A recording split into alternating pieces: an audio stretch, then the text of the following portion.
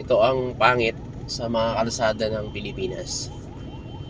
Kung naririnig yung mga kapatid, may nagwawangbang sa likod. So most likely patient na nangangailangan ng agarang medical, no? Pero the fact na traffic, wala naman hong pakpak yung ambulansya, hindi naman kami makakagilid, wala namang gigiditan. Paigid ko madagitan ni ahon Walang gigilidan. So, imbis na makakaabot sa hospital, most likely, hindi na. Kasi nga, walang gigilidan. Pag ano yan, yung truck, nagbubuhos siya dyan, Dapat i-stop na to muna. Dapat may nagta-traffic na yan, Sige na. Sabihan ko sana Dagtan na yan. Sana. Nasa may tapat ng truck.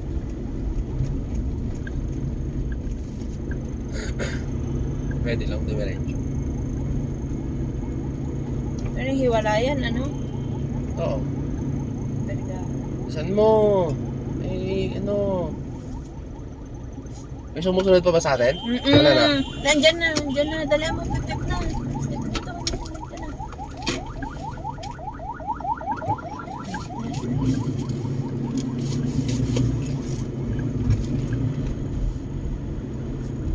Ibig sabihin tumabi kanina, di ba may sasakyan pang isa?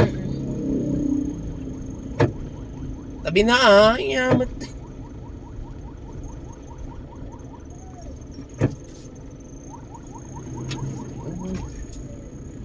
Saan ka na pumasok sa may gasoline? May siniksik ba pa sa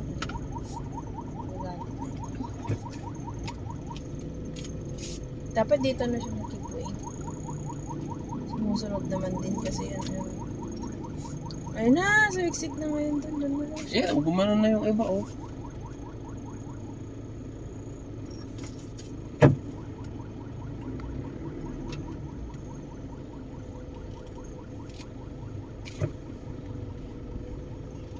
Sa may ako na lang